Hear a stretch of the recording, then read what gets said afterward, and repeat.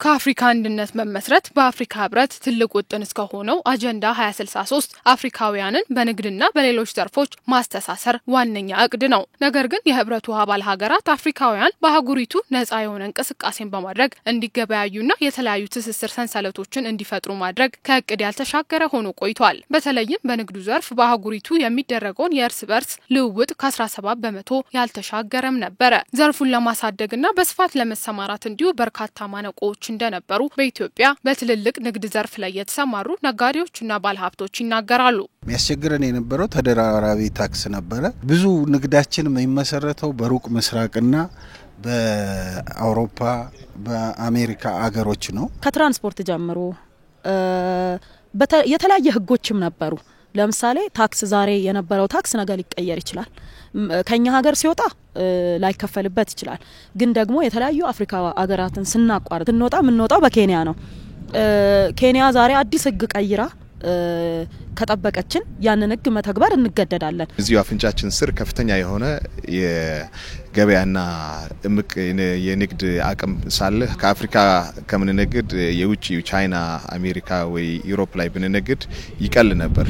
መሰል ችግሮችን በመፍታት አህጉሪቱን በተለይም በንግዱ ዘርፍ ሰፊ ትስስር እንደሚፈጥር የታመነበት የአፍሪካ ነፃ የንግድ ቀጠና ወደ ትግበራ ገብቷል። የአፍሪካ ነፃ ንግድ ቀጠና በአውሮፓውያኑ 2018 በሩዋንዳ ኪጋሊ የተደረገ ስምምነት ሲሆን 55 የአፍሪካ ህብረት አባል ሀገራትን ያቀፈ ስምምነት ነው። ስምምነቱ የህብረቱ አባል ሀገራት 90 በመቶ የሚሆኑ ምርቶችን ከቀረጥ ነፃ የሚያደርግና የንግድ ማነቆችን የሚቀንስ እንደሆነም ይገለጻል። ነፃ ንግድ ቀጠናው በ1.4 ቢሊዮን የህዝብ ብዛትና ከ3.4 ትሪሊዮን ዶላር በላይ ጂዲፒ ያላቸውን የአፍሪካ ህብረት አባል ሀገራትን ያካተተ ነፃ ቀጠና ነው። ይህም በዘርፉ ለተሰማሩና የመሰማራት እቅድ ላላቸው ነጋዴዎችና ባለሀብቶች አያሌ ጠቀሜታዎች እንዳለው ይገለጻል።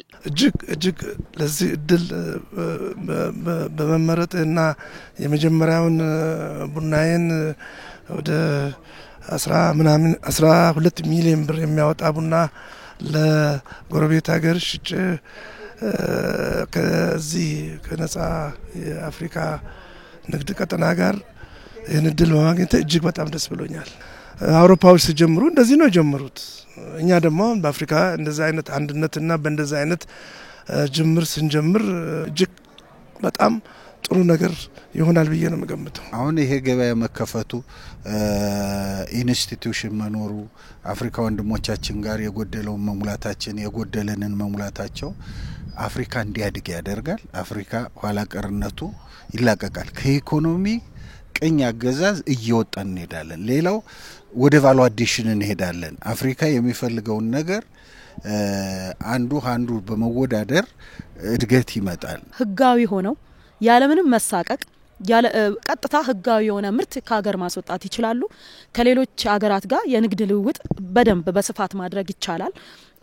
ስለዚህ ሀገራችንም ትጠቀማለች፣ እኛም እንደ ህዝብ እንጠቀማለን። ያ ነው ትልቁ ጥቅም። ከሌሎች ወንድም ህዝቦች ጋር መተሳሰብ አብረን መስራት እንችላለን። የተለያዩ ልምዶችንም እንቀስማለን።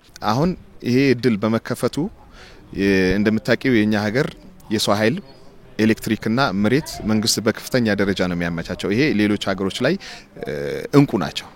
በጣም ኤክስፔንሲቭ ስለሆነ ይሄ በጣም ውድ ስለሆነ የኬንያ ነጋዴም ይሁን የዩጋንዳ ወይ የታንዛኒያ ወይ የሳውዝ አፍሪካ ወይ የቱኒዚያ ነጋዴ ይሄ ፕሮግራም በመጀመሩ ከፍተኛ የሆነው የመሳብ ወይም የፑል ፋክተር ነው የሚሆነው።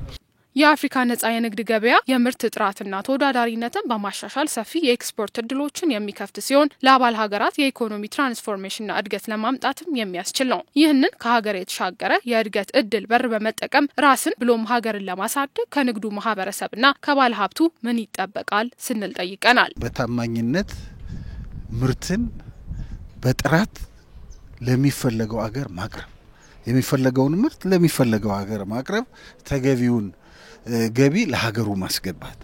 ያ ከሆነ እድገት ይመጣል። የተመረተ ምርትን በተመጣጣኝ ዋጋ መግዛት ይመጣል። በፍጥነት መላክ ይመጣል። ገንዘብ ለማግኘት ብቻ የተገኘውን ነገር መላክ ሳይሆን በጣም ጥራት ያለው ምርት ማምረት፣ የተሻለ ዋጋ እንዲያገኙ ያንን ማድረግ፣ ቀጣይነት ያለው ስራ መስራት ሰፊ የሆነ ስራ መስራት ከኛ ይጠበቃል። በሚቀጥሉት 3-4 አመታት ውስጥ የኛ ሰው አፍሪካ ውስጥ ሲገባ ከፍተኛ የሆነ የሀገር ኢኮኖሚ መነቃቃት እንደሚያሳይ እዚህ ብቻ ሳይሆን ሌላም ሀገር ላይ ሄደው መስራት ይችላሉ የሚል እምነት አለኝ። ኢትዮጵያ የአፍሪካ ነጻ የንግድ ቀጠና እድልን በመጠቀም በትላንትናው ዕለት የመጀመሪያው ምርቶቿን በየብስና በአየር ትራንስፖርት ወደ ኬንያ፣ ሶማሊያና ደቡብ አፍሪካ ልካለች።